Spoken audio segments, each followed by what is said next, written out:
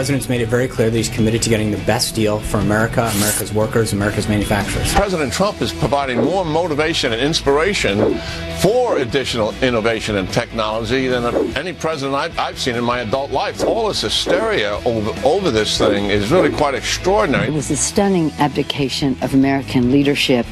Walking away from the agreement is extremely dangerous. How is he ever going to explain to his grandchildren what he did to the air they breathe? Kathy Griffin, remember her? She found it necessary to hold a press conference today in which she claimed she is the real victim. This bully and this president, of all people, is going to come after me? He picked the wrong redhead. All jokes aside, it's rather sad to see somebody who is that out of touch with reality. I feel, personally, trying to ruin my life forever. I'm going to be honest, he broke me. He broke me. He broke me. Sometimes love is a white flag. Sometimes love is standing tall. Sometimes love is a feather.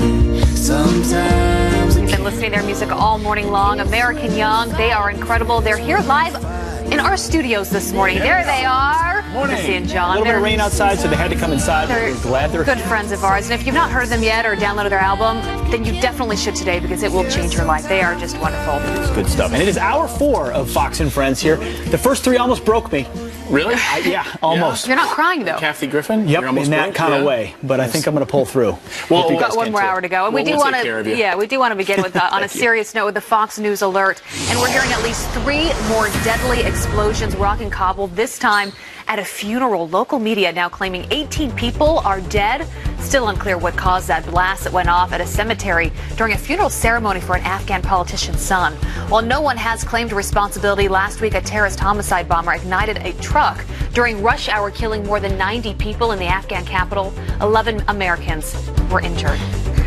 Also, this morning, 3 people are injured after a docked boat burst into flames on the North Carolina coast. Firefighters rushing to the scene, trying to prevent the fuel from leaking into the water. Well, local officials say that 2 people on the boat were airlifted to hospitals. A third person who was on the dock refueling the boat when it exploded was also taken to a hospital. No word yet on their condition. We'll keep a close eye on that one. And the Supreme Court making the controversial travel order a top priority after the Department of Justice asked them to revive it. The lower federal courts now have just 9 days to defend their decision in March to block it. The Trump administration claiming executive power to protect Americans. The temporary order halts new visas from being issued to people in Iran, Libya, Somalia, Sudan, Syria, and Yemen to allow for stricter vetting procedures to be put in place. And those are just some of the headlines we're following this morning. We want to bring in Geraldo Rivera this morning. Good morning. Talk about some of the news of the day. Great to see you this morning, Geraldo. Well, that's nice, Clayton. Thank you. We always let him. He meant it? I do. He's a very genuine person. Your smile brings me warmth. Kathy Griffin, though, in tears at a press conference that she held yesterday, and I thought we're wondering. She made that apology earlier in the week for holding up Donald Trump's head in that horrible picture that we saw earlier in the week, and then we heard that she was holding a press conference later in the week, and I thought maybe we're going to see more of that, that conciliatory behavior, but instead we got this. Watch. I'm not afraid of Donald Trump. He's a bully. I've dealt with older white guys trying to keep me down my whole life, my whole career. A sitting president of the United States and his grown children and the First Lady are I feel personally, trying to ruin my life forever. Forever. You guys know him. He's never going to stop. I don't think I will have a career after this. I'm going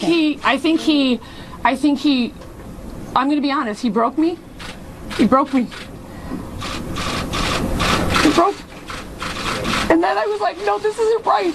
It's just not right. And I apologize because that was the right thing to do and I meant it. All right, Geraldo. She was broken because of Donald Trump.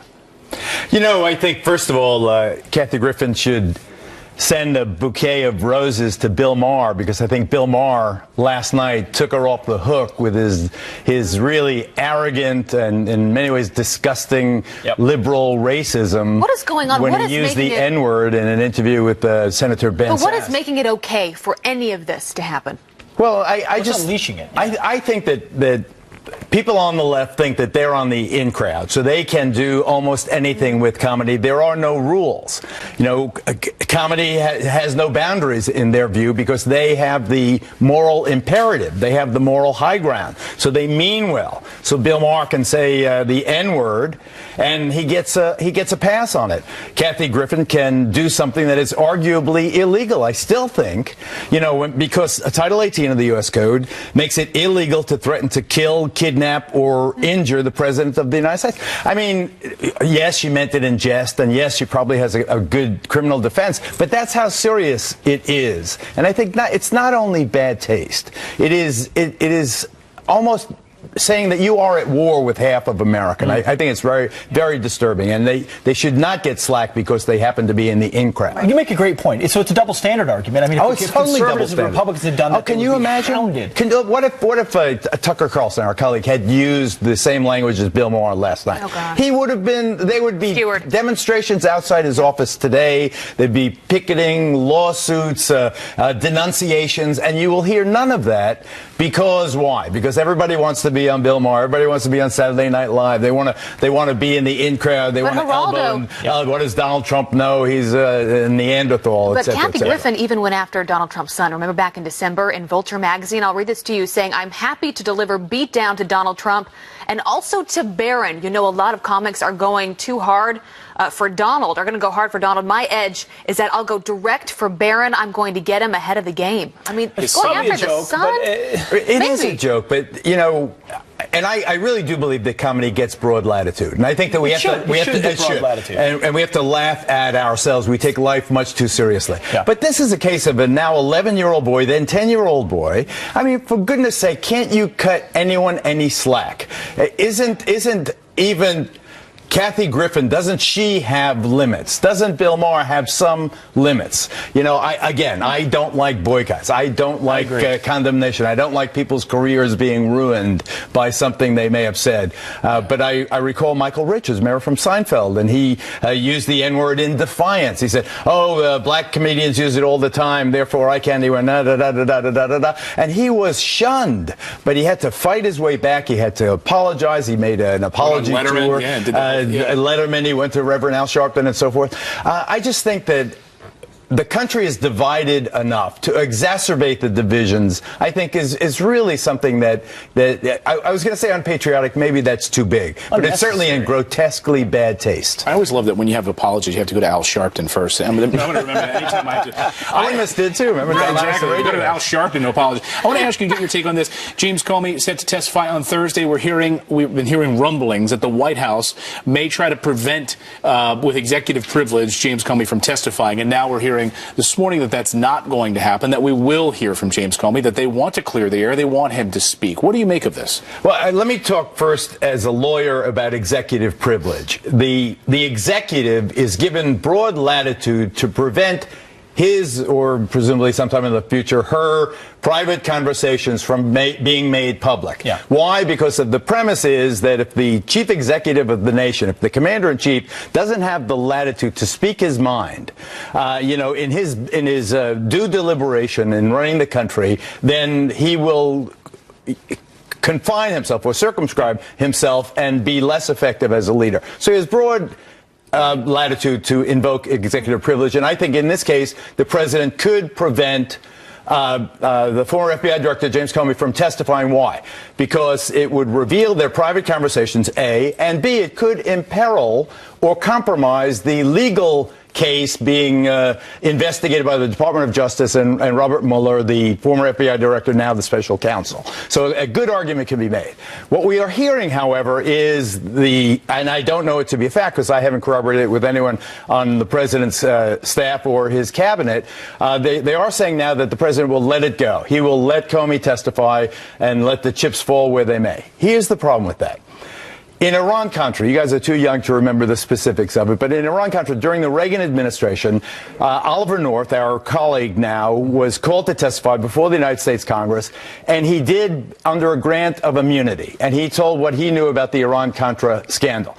Later, he was criminally prosecuted for his involvement in Iran-Contra, and guess what? The convictions were overturned. Why? Because he was forced to give testimony before Congress therefore, incriminating himself for the criminal case, and that's unconstitutional. So the criminal conviction of Oliver North was overthrown by the appellate court. So you can't muck around politics and law. You've got to be very, very careful. Sure, but the president is saying, we're hearing that the president welcomes this, is saying he welcomes the testimony because nothing Comey's going to say is going to hurt him, and ultimately it's going to shed light on the fact that there's a whole lot of smoke and a whole lot of nothing. Well, I like that, although as a lawyer I caution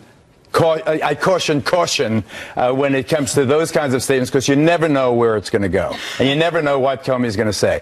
And remember now, Comey is... That sounds like a man who doesn't have a guilty conscience, who feels like, hey, let's get it out there. That's what the president is saying. Yeah. But you also have a situation where Comey's no longer FBI director. He could be unbound. He could really take a political grudge now. And he was just I'm fired. not saying that he will, but he could really make the president look very, very bad.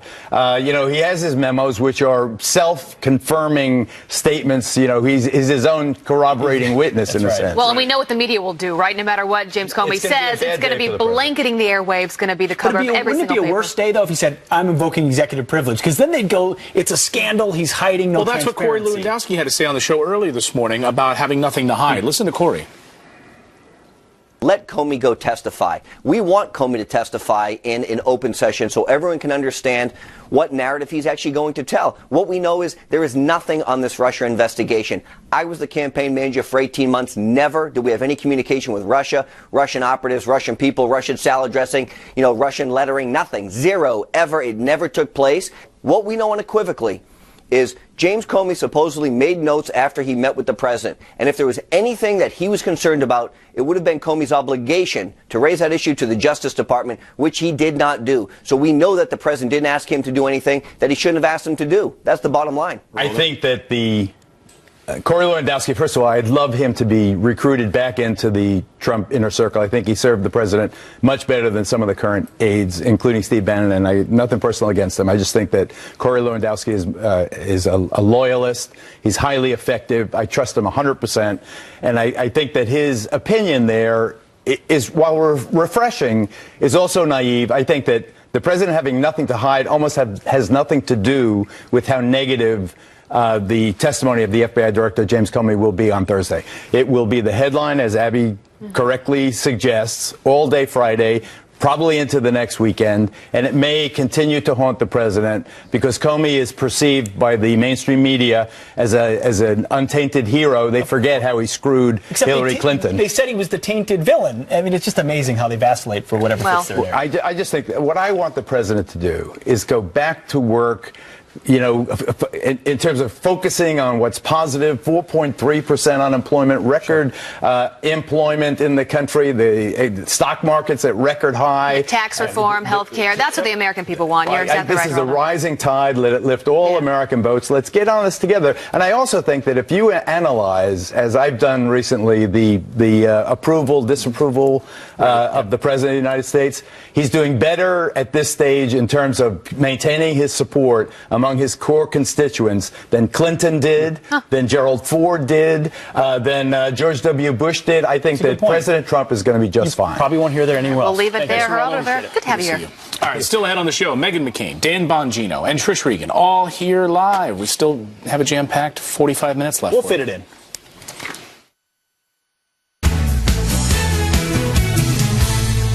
Well, we've been going here for about 3 hours and 15 minutes, but you might just be getting up, and if so, you might walk out to your doorstep and pick up your failing New York Times if you actually still subscribe to it. And on the front page, when you read it, you might find this headline. In fact, you will. It says, a new sheriff enjoys loyalty at small firms. Praise for president as Titans oppose the move. So what it's saying is, middle America, small businesses are cheering this president because he took us out of the Paris Climate Accord. It's the big businesses, the multinational corporations that wanted us to stay in. So, remember when the New York Times said we need a reassessment maybe after the election, maybe we need to really talk to real America. Yes. We need to go to Ohio. We need to go to Pittsburgh. We need to go to Wisconsin. We need to have discussions with voters and find out, instead of getting out of these skyscrapers in New York, what's really going on. And this piece, I think, reflects that. They went to a luncheon in Ohio, and they followed this luncheon during the president's announcement about removing us from the Paris Climate Accords, and applause erupted in this group of small business owners because they see this being able to decouple, take apart these regulations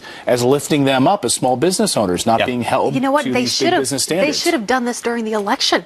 But if you really want to get a pulse of the people and a sense of how they're feeling about politics, about all the issues that they're passionate about, get out of New York City, get out of Washington, D.C., go to the middle of America and talk to small business owners, talk to people across the aisle. But they did get a jab in here. Of course they did. They can't avoid it. And of course, it's almost like the New York Times went to the diners, like we did. And they actually talked to regular people and found out that regular people have good ideas. They're actually smart. Well, this is one of the quotes. They had to get the dig in, as Clayton said, from the article. They said this full-throated support. So they acknowledge it's almost universal that small business owners support getting out of the accord. From the small business community comes even as the Trump administration struggles to advance health care legislation and tax reform plans through Congress. And despite, of course, the swelling controversy over Mr. Trump's ties to Russia. So they had to get the Russia in Taxes aren't working, healthcare is not working, but hey, we can sink our teeth into getting out of the Paris Climate Accords. You know what they probably would have taken away if they spent a little more time there are the issues that are most important to the American people. We have showed this poll all morning long. Pew from January, it has, of course, the economy and jobs and education all at the top. It has climate change all the way at the bottom. Look at that, all the way at the bottom of that list at 38%. It doesn't mean that we shouldn't care about our climate and our air quality, but it just shows when people go to the polls, those are the issues that you're most passionate about. So if you're a Democrat and you're thinking that's the winning issue, you're not going to win, just like they didn't win in 2016. Common sense Americans understand, like you said, clean water, clean air, we all want it. Teddy Roosevelt wanted it. You could do conservation to be smart about it. Go ahead and recycle. That's all great. What we don't need are international schemes that redistribute wealth, that punish our businesses and send billions to China and other countries that are polluting our atmosphere. Why do we do that? Well, President Trump said terrible deal, and small business owners said thank you very much. And the article points out, I think correctly enough, that 99.9% of all businesses in this country are small businesses. Exactly. It's the small pet shop in your downtown. It's the small diner in your downtown. It's not Ford and Disney and Apple and these large companies that were driving us staying inside the Paris Climate Accords. This should be an example to all of the media out there. If you really want to get your story right, you want to talk about what the American people want to hear, step out of your studio in New York City and talk to the American people. And I'll be at a diner on Monday again for the show. So we'll ask right? the people in Connecticut what they think about President Trump's move. All right, we still have a long, big show ahead. I guess 40 minutes to go. The left keeps talking about Russia, Russia, Russia. But isn't the real story the White House leaks? Dan Bongino calls this the most profound political scandal in modern times. He's going to join us next with that. And the new Freedom Tower standing with the left and supporting climate change, lighting the spire green. But not all first responders, especially 9/11 responders, are happy about this. The outrage, next.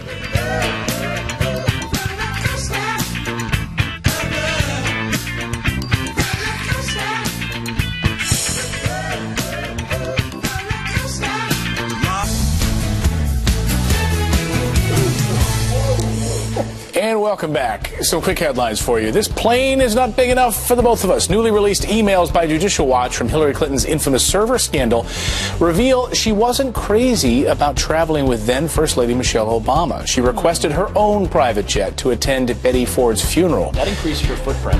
Wow, right. Take my own jet. And it looks like former George W. Bush did not listen to his daughters when it came to running for president. We both tried to veto that idea. I think, you know, like normal 18-year-olds, we really wanted to enjoy college and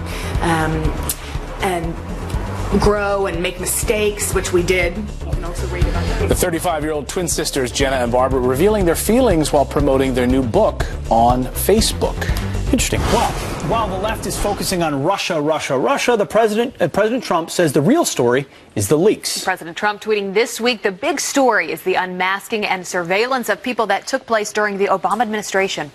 And in a week when the White House Intel Committee asked for information, or excuse me, the House Intel Committee asked for information on 3 Obama appointees for their role in the unmasking, why has this flown under the radar? Dan Bongino is a former Secret Service agent, host of the Renegade Republican podcast, and he joins us now. Good to see you this morning, Dan. Hey, Dan. Yeah, thanks for having me. I want to play this sound from Senator Lindsey Graham on this issue of surveillance and get your take on it. Take a listen. I have reason to believe that a conversation that I had was picked up with some foreign leader or some foreign person, and somebody requested that my conversation be unmasked. I've been told that by people in the intelligence community. Wow. What do you make of that?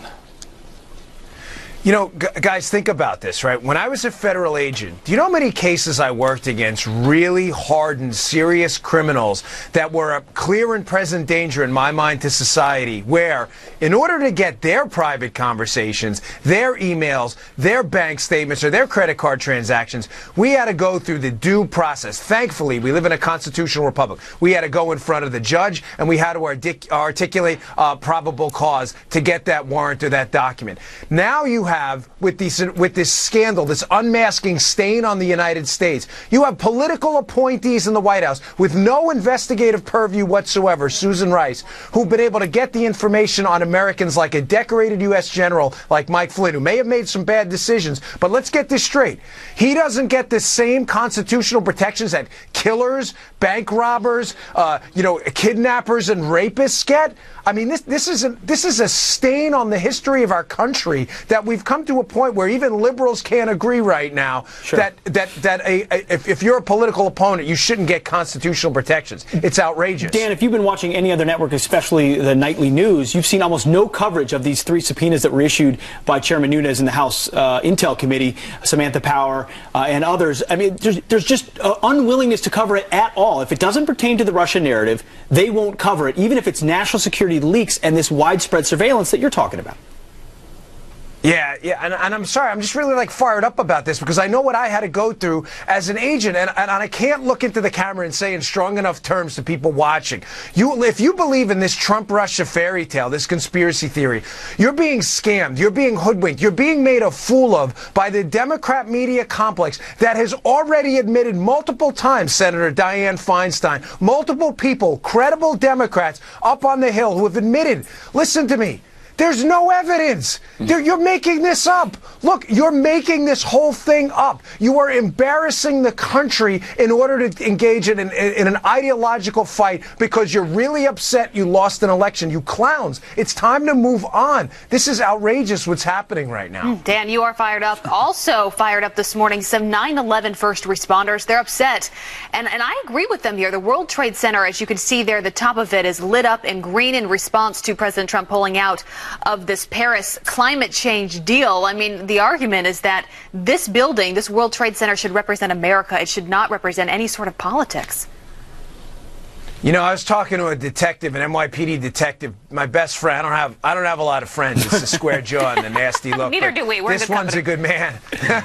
We work hard, right? But he's out. He has lung problems. He was down there in the pit after Ground Zero, and he's still having a tough time with his lungs because of it. And he lost a lot of friends down there. You know, that's sacred ground. That's blood-stained ground, stained with the blood of American patriots who died in a war by terrorists on the very soul of this country. And you're going to use it like a cheap political commercial? Whose idea? I want to know who the goofball is who thought that was a good idea. That is sacred ground. It's not a 30-second campaign ad. You don't go up there and post a sign or color it to stand with the international community. You stand with the United States. The United States was attacked on that day. Yeah. It's not a cheap campaign commercial. Shut that down. It was probably Warrior de Blasio who's waging war on climate change. Yeah, next he'll have it colored red for the communist flag. Was he kidding me? That was a terrible idea. Yeah. No, that's... Dan, great to see you this morning. Dan, thanks a lot. You are fired up. You are. Have a great weekend, Dan. Always good to have you on. Go for Renegade Republican. Decaf. Well, the ladies over at The View, they're at it again, blaming Christians for taking away free contraception. Wait until you hear this one. What? And Hillary Clinton piling on the excuses for why she lost the election. Here's just some of them. Go to Netflix from the New York Times, Facebook, 1,000 Russian agents, Trump's Twitter account, the Democratic Party. You know who I think has something to say about all of that? Meghan McCain, and she's joining us next on our curvy couch. Come on in, beautiful.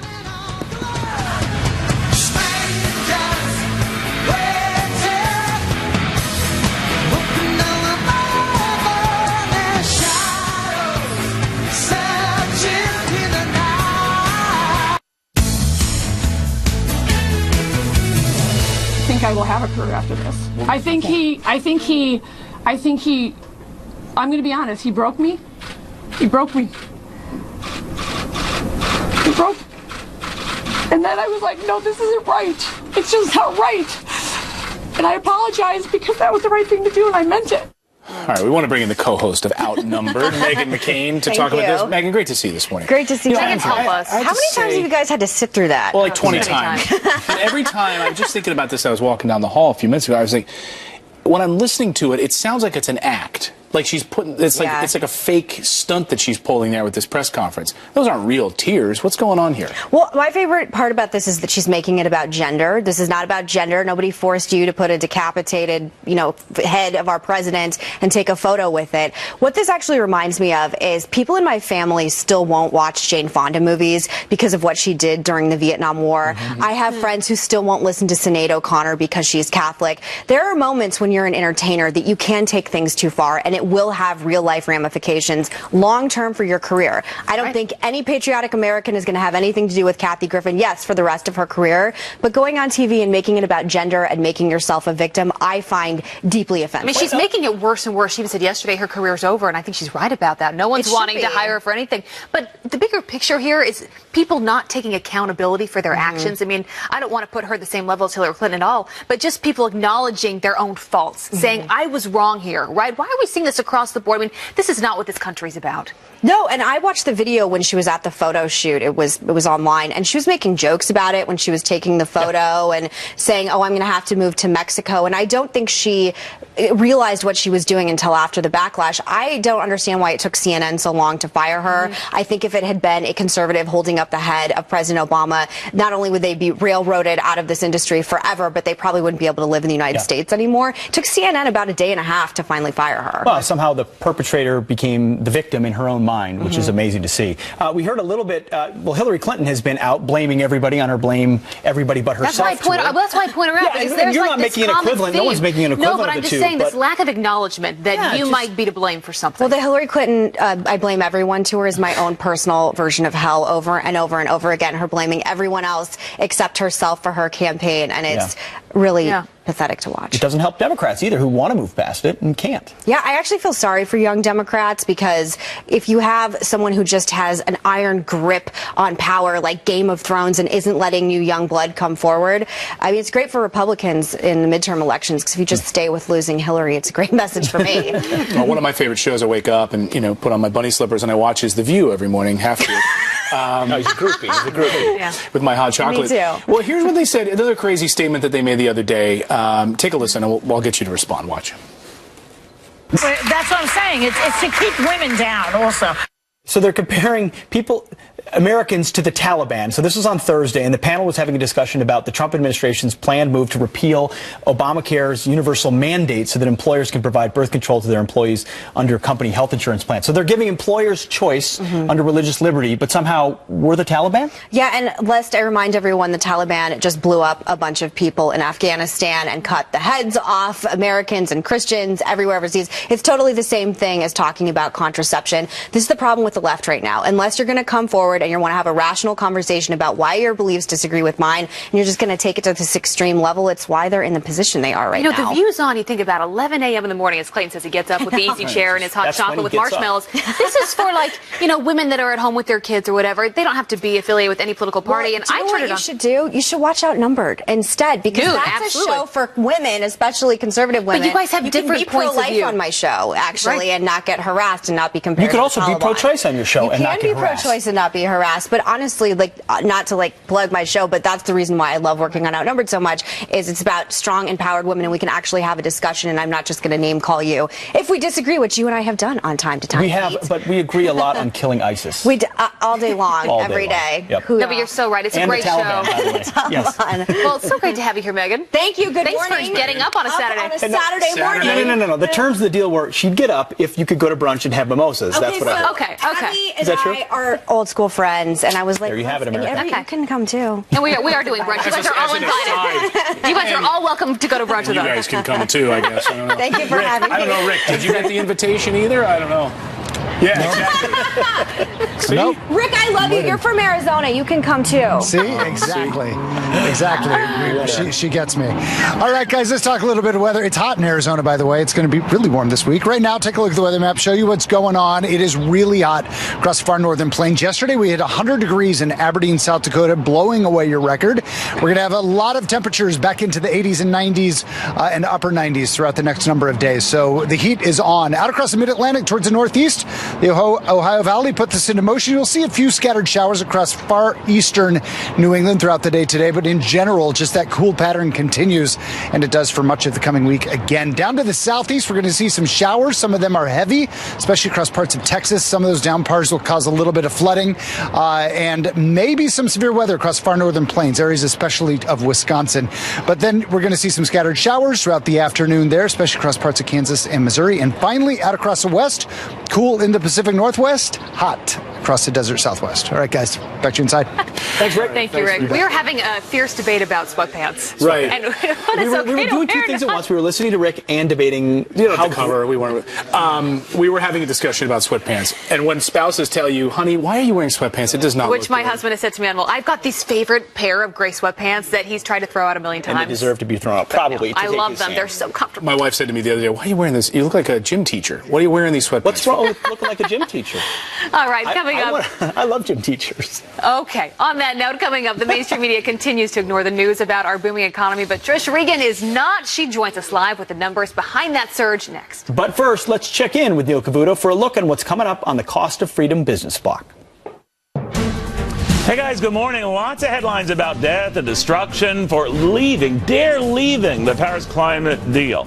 But are the markets telling everyone to calm down? What they're seeing that maybe the others are not.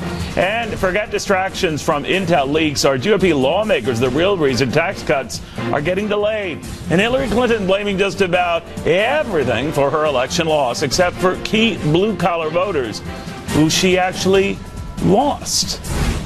So whose fault is that? We'll see you soon.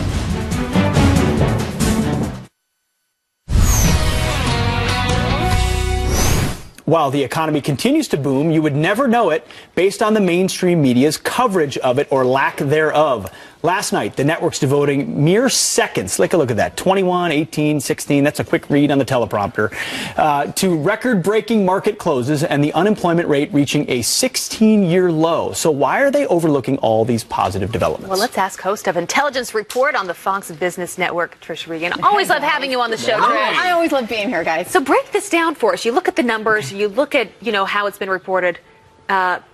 Doesn't add up. Right. It was a good report. I mean, granted, you would have liked to have seen more jobs added, but I got to tell you, economists, they always get this wrong. I mean, I've covered so many jobs reports, and they never get it right. So jobs added, that's one where they'll revise it, and they'll revise it, and revise it. Don't worry about it. The important thing here is unemployment fell. 4.3%. That's pretty good. More importantly, and this is something no one talks about in mainstream media, I'm convinced because it's intimidating, but I'm going to tell you about it anyway. It's called the U6 rate, and that basically looks at real unemployment. It factors in everybody out there who's been working part-time but really wants the full-time job. And guess what? That fell 0.2%.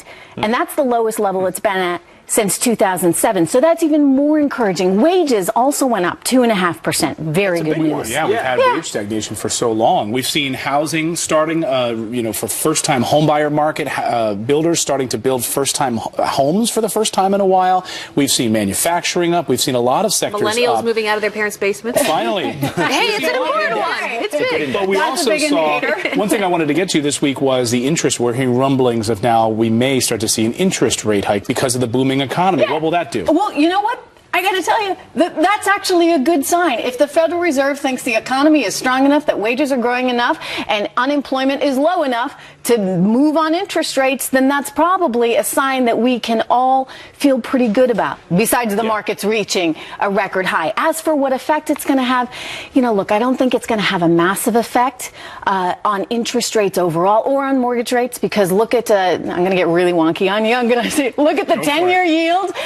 Interest rates are low. if you want to borrow money in treasuries right now, the U.S. can do so at a really, really low rate still. So it's not as though these things are spiking overnight. I'm not too worried about interest rates going up. And I feel like the important part is what's actually happening, because under the Obama administration, we saw the unemployment rate fell, but we saw people fall. We saw people leaving the job market, though. So you talk about this U6 rate. You're saying the people who have been out of the market or underemployed are now being employed in full-time jobs, and wages are going up. Yes, I mean, so part-time people that wanted those full-time jobs, they're starting to get them. That's encouraging. You're also looking at a labor force participation rate that, you know, it could be better. But it's getting there, and these things are going to take time. I think the biggest thing we should all take heart in, though, is that wages are starting to increase a little bit. People are getting back to work. Companies are hiring. There is a sense of optimism that you don't get in the mainstream media. Sure. Yeah. But you do hear But you know where from else you get business it? owners. On the Intelligence Report, 2 p.m. Thank on the you Fox for that, Business Abby. Network. Thank you. That's right. Yes, Check it we out. are fair. Great show. Thanks, Trish. Great to see you this morning. Always good to have you. Well, the last time Abby and our next guests were together, Oh, no. this happened. In a Sunday, selfie sipping lemonade, raising loose and standing up for what's right. That's right, our own Abby Huntsman can sing if threatened. Now, country music stars American Young are back with a brand new song. Will Abby perform an encore? We'll find out next. I won't ruin your morning. I promise. I'm so excited for this. Our next guests, they are skilled songwriters, and while I was in Nashville last year for our Proud American coverage, I was lucky enough to be able to write and perform a song with them on our show. Do you remember this? In a Sunday, selfie sipping lemonade, raising loose and standing up for what's right with your left.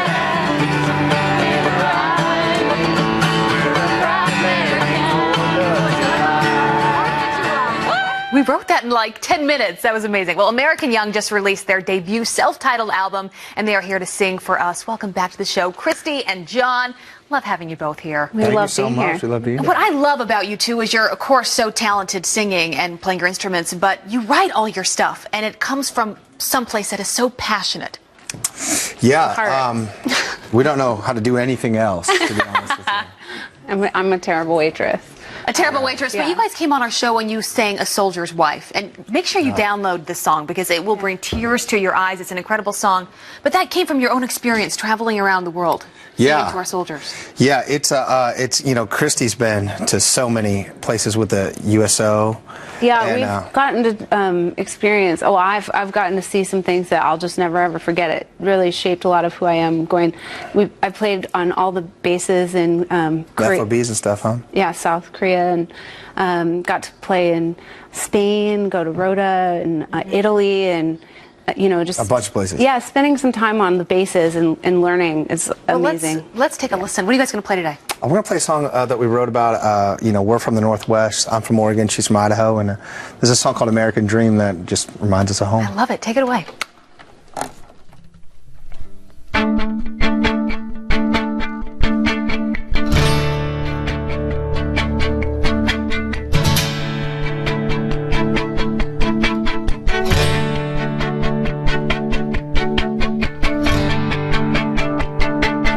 I want a sunrise with nothing in the way. Waking up on a wheat field with a broken old Tulane, leading out to a dirt road with a mailbox with my last name. I wanna step off the back porch and walk down to the lake, where there ain't no Monday morning rush and there ain't no 1 hour break for lunch. The only ties that bind, the only time clocks are the ones we wind, and there ain't no place that you can't park. There ain't no street lights after dark, no locking the front door up, and no sirens to interrupt our American dream. I want you to follow my footprints in the snow.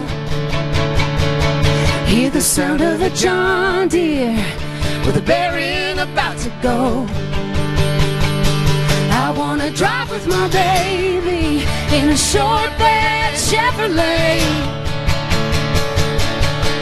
with a radio playing whatever it wants to play, where there ain't no Monday morning rush and there ain't no 1 hour break for lunch, but the only ties are ties that bind, but the only time clocks are the ones we wind, with no deadlines breathing down your neck, no traffic backing up your stress, no talking above a crowd, and there ain't no noise drowning out our American dream.